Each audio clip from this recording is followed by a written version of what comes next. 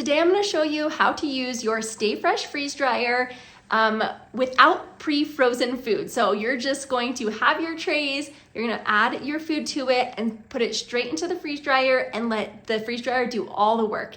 This is the easiest way to do it. It may take a little bit longer because it has to bring that food down to the right temperature before the pump starts running and all that stuff. But sometimes you just gotta get it in the freeze dryer, hit the button, and let it do its magic. So if you need a visual walkthrough on your Stay Fresh freeze dryer, kind of like I did, stick around and I'll show you. It's really not too hard. Also, I have a video on how to use the freeze dryer with pre-frozen food.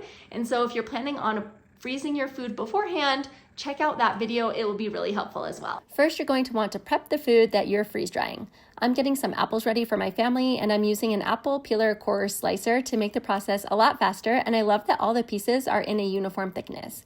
You can also leave the skin on if you'd like.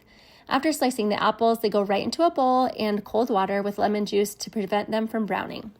I added parchment paper to the trays to prevent them from sticking to the bottom of the trays, and because they are thin, I was able to add a second layer of parchment paper and apples on top of the same tray. I immediately bring all the trays down to the freeze dryer to prevent the apples from oxidizing. Make sure that you check that the vacuum valve is closed, the drain valve is closed, and also the demister valve is closed if you had it open for the oil draining out. Also, make sure that there isn't any ice or water in the chamber.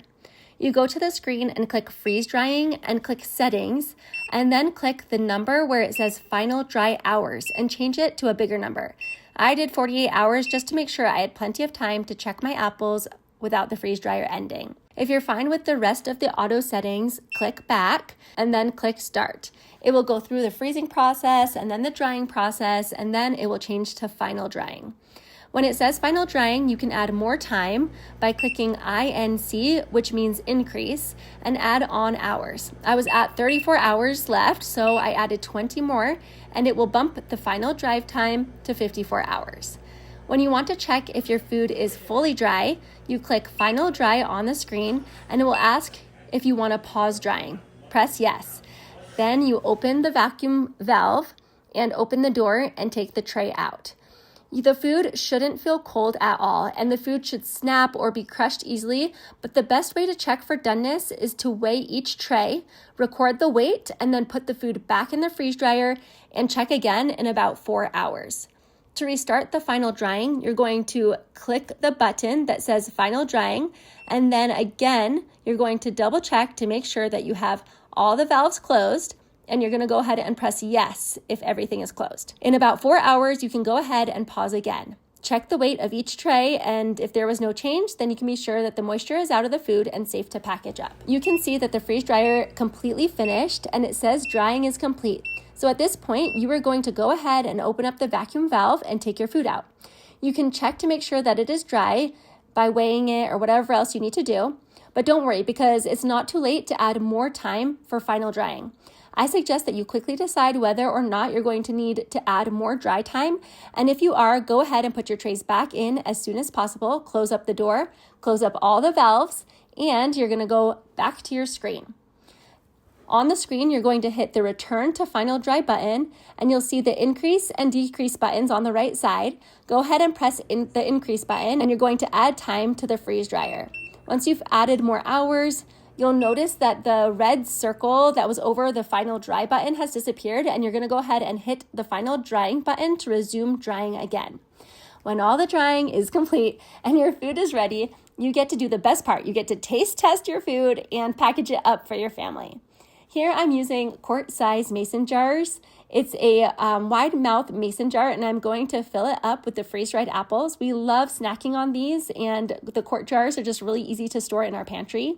You can put one of the lids on top of the mason jar, and this device is a vacuum that will suck out the extra air of the mason jar, and then it helps the food not to absorb any of that moisture that's in the air of the jar. It does a really good job of keeping the food fresh and not getting soggy. Another type of packaging I love to use, especially for when we're on the go, is to buy Mylar bags like these, and you can just stick some apples in. But these bags are not good for long-term storage, but we like them just for a matter of a month or two because we always eat these snacks really fast. The great thing about these is that after you fill them up, there's a zipper closure on top, but then you can also take your impulse sealer and just seal the very, very top part so that it's fully sealed. And then when you're ready to eat, there's a little like indent area where you can rip off the top that you sealed, and then you just open the Ziploc part and you're ready to eat your snack. My kids love taking these to sporting events for school snacks, and it's just really great to take freeze-dried apples on the go. I hope you enjoyed the video on how to use your Stay Fresh freeze dryer with unfrozen food. Hopefully, if you had any questions, they were answered in the video, but if you have any further questions, just let me know in the comments below. I'll try my very best to answer, but I'm definitely no expert. But the people at Stay Fresh have been really helpful. I've reached out to them a few times as well, so feel free to probably get in contact with them. There's a lot of Facebook groups as well, so keep your eye out for so many different ways for you to learn more about your freeze dryer. And again, hopefully this was helpful and your family can enjoy some delicious freeze-dried food. I'd love for you to subscribe to my YouTube channel to see more videos like these, and on my blog, if you'd like to visit, timeforthetable.com, I've started to compile a list of how to freeze dry different things. I'm slowly adding more and more blog posts on different foods, so definitely check that out, and I'll put a link in the description below. All right, well, I hope that you have a great day, and I will see you next time.